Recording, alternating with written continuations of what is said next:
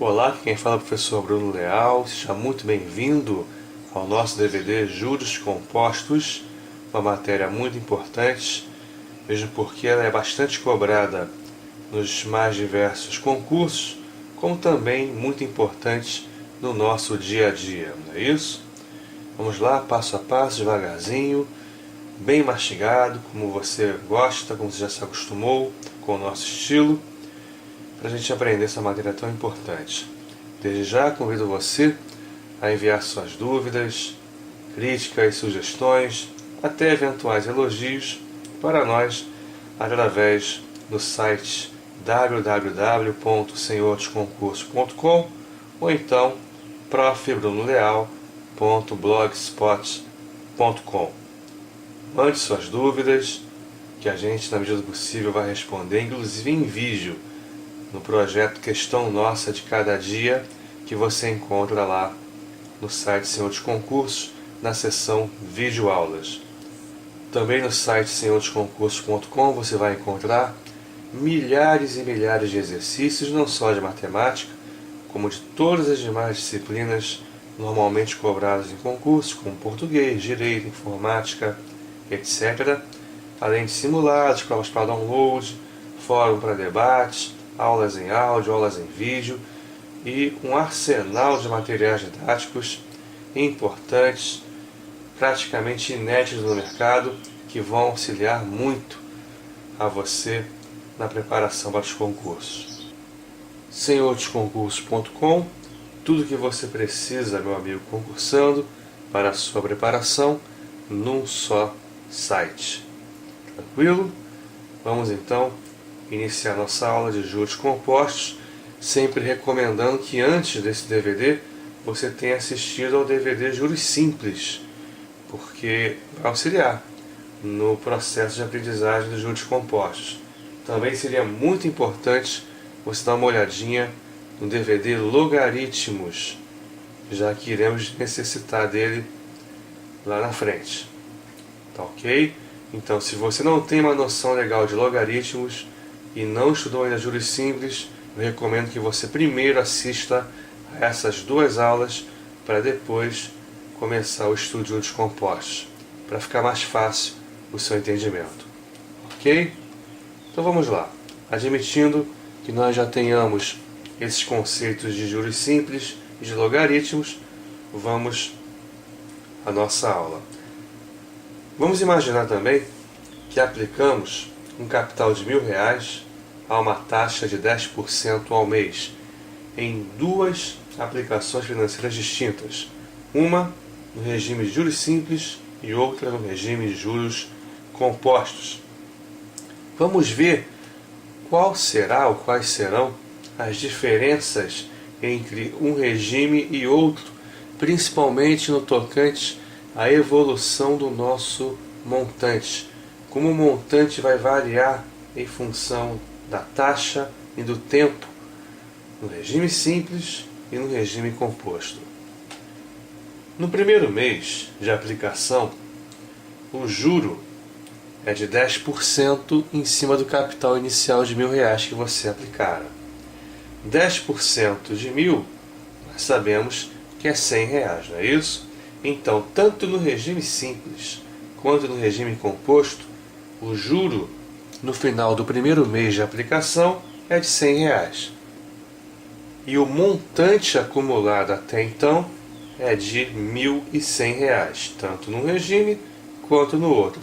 Você sabe que o montante é a soma do capital inicial com os seus respectivos juros, não é isso? Capital inicial de R$1.000, um juro no primeiro mês de R$100, a soma do capital com os seus juros nos dá um montante de R$1.100. Então, se encerrássemos as aplicações no final do primeiro mês, os montantes seriam os mesmos no regime simples e no regime composto, R$1.100. Então, no final do primeiro período de capitalização dos juros, não há diferença alguma entre os regimes simples e composto. A diferença vai começar a partir do segundo mês, do segundo período de capitalização dos juros. Vamos ver então o que acontece. No final do segundo mês, os juros no regime simples serão novamente de R$100, porque no regime simples, o juros de 10% é sempre calculado em relação ao capital inicial investido. Você investiu aqui no começo R$1.000, o juro vai ser constante, sempre 10% em relação ao capital inicial em relação aos R$1.000. Então você tem novamente R$100 de juros e um montante de R$1.200, 1.100 mais o 100, ok? No regime composto não. O teu montante ao final do primeiro período é de R$1.100 e o juro no segundo período é de 10% em relação ao 1.100, não em relação ao 1.000, é em relação ao montante do período anterior, R$110, portanto. Daí o montante no final do segundo mês ser de R$1.210 e não 1.200, como no regime simples. Repare que já há uma pequena discrepância, ligeira discrepância, de R$10 apenas, porém já há uma diferença em relação aos montantes nos regimes simples e compostos, já que o juro no regime composto é calculado, é incidido em relação ao montante do final do período anterior. No final do terceiro mês, no regime simples, o juro novamente é de R$100, porque novamente incidido sobre o capital inicial, 10% de 1.000, não é isso? Daí o montante ser de R$1.300, 1.200 mais 100, 1.300. No regime composto, não. O juro de 10% é em relação ao montante que você tem no final do período anterior. 10%, portanto, do 1.210, que é R$121. Daí o seu montante ser 1.210 mais 121, R$1.331. Já há uma discrepância maior, uma variação maior entre os dois valores, R$31 em relação ao regime simples. Repare a evolução do montante nos dois regimes. No simples, começamos com R$1.000, depois 1.100, 1.200, 1.300, 1.400, 1.500 e assim por diante. Você sabe que uma sequência como essa, que aumenta, no caso, 100 unidades de forma constante, sempre os números vão variando de 100 em 100, é uma progressão aritmética, uma PA, cuja razão é justamente o 100, o tal número fixo, constante, que torna cada termo maior do que o imediatamente anterior. Essa razão de R$100 é justamente o valor do juro, 10% do capital inicial. Então podemos dizer que o montante evolui no regime simples segundo uma progressão aritmética cuja razão é igualzinha ao próprio juro, 10% no caso do capital no nosso exemplo. Ok? Lembrando a fórmula que nos dá um montante no regime simples em função do capital da taxa do tempo. Montante é o capital que multiplica 1 mais a taxa vezes o prazo de investimento do seu capital, N. Ok? Se nós fizéssemos o gráfico da evolução do montante em função do tempo, veríamos que ele seria uma reta, ou seja, a função que caracteriza a evolução do montante no regime simples é uma função do primeiro grau. Ok?